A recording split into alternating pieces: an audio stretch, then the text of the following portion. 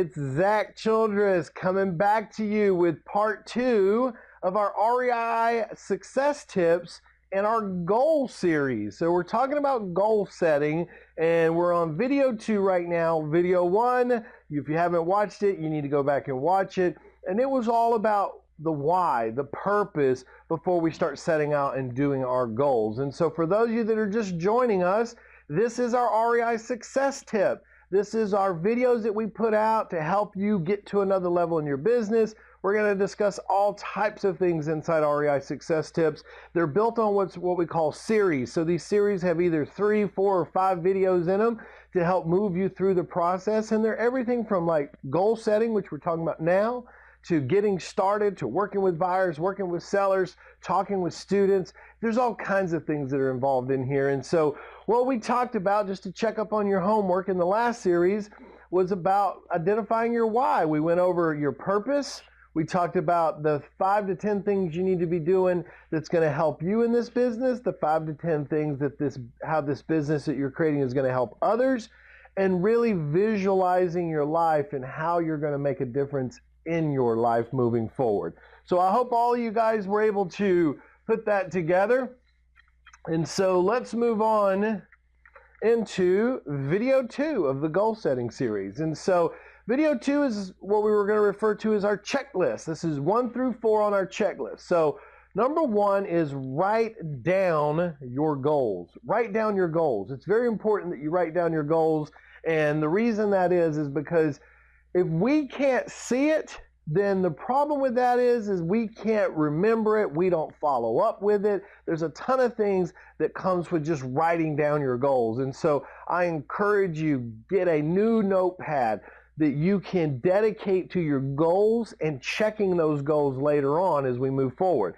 Because when we write them down, they become more apparent in our life. And there again, we're not writing down goals like I want to be a millionaire. We're writing down goals that we can start to see and we can reach towards. So the ultimate goal may become a millionaire, but what are my goals for the first quarter of this year? What are my goals for the second quarter of this year? What are my goals in marketing? What are my goals in my relationships? What are my goals with being a parent? What are my goals with my church or my fellowship or my faith? What are my goals this year that aren't just specifically to earning money, but what are your goals for the new year? We got to write those down. The next one is setting a timeline, and this is important. And this is another reason that I encourage you to create quarterly goals, because if you create a quarterly goal, then that's giving yourself a timeline saying, hey, look, in these 3 months, I want to make sure that I've achieved this.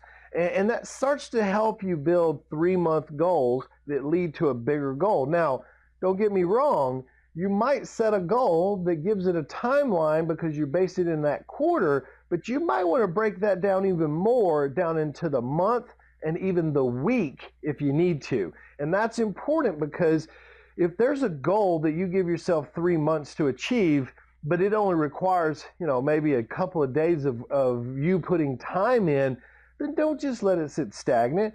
Give it a specific time frame inside each month that you're going to dedicate to that goal to get it achieved. So then you start to put the pressure on yourself a little bit so that you know that you have to get it done. And it's important that you do that. Now, number 3 is I want you to keep it bite-sized. Now, that's what we were just talking about. I know everybody wants to be a millionaire. I get it. But you can't just go out saying, I want to earn $1 million. There's no actual achievable, tangible, bite-sized steps to that to get there. So if the ultimate goal is $1 million, if you say to me, well, Zach, I want to earn $1 million. I love that. Well, that's great.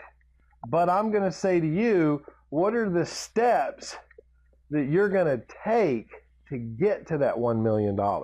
And that's where setting bite-sized quarterly goals will get you there. And so we want to look at this from the goal setting of writing it down, creating a timeline from that, but also creating bite-size, something that you can actually do.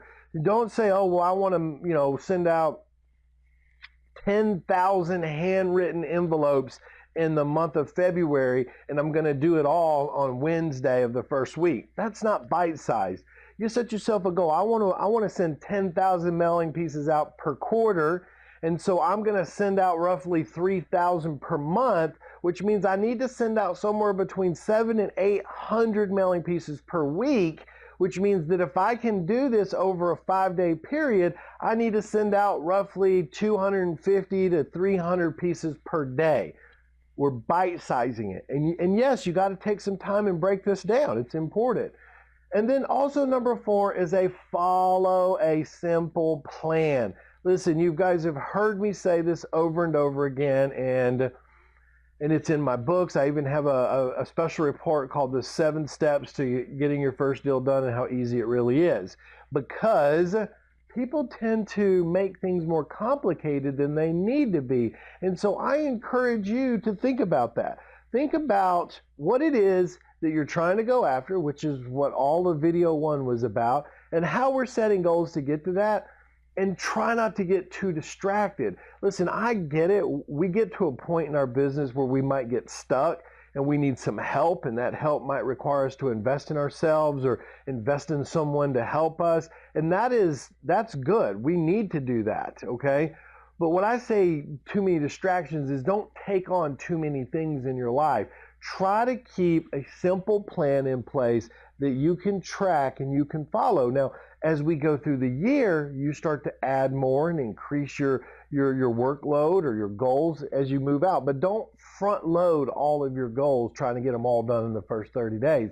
It won't work, okay?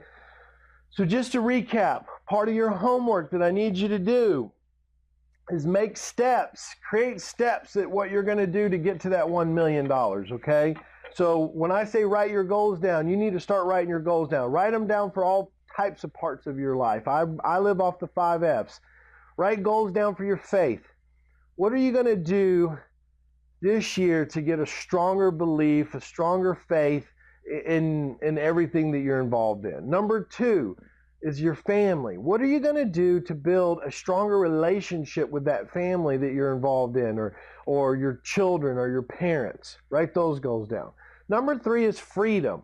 Write some goals down about freedom. And freedom really kind of comes into financials as well, because if you set your goals financially to build a bigger business to help give you more income, that's going to create freedom. So what are you going to do financially to create more freedom?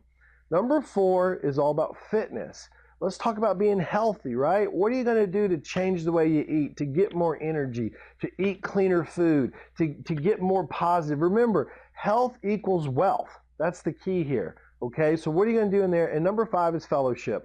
What are you going to do as in goals to create more fellowship in your life, to create more networks and to get more involved with people? That's what I want you focusing on as we start to build our goals for this week. Now listen, I got another video coming to you, and it's going to be the last 4, 5 through 8, and what we need to do there. So I encourage you to take action. This is Zack Childress with another REI success tip. I'll see you on the next video. Bye now.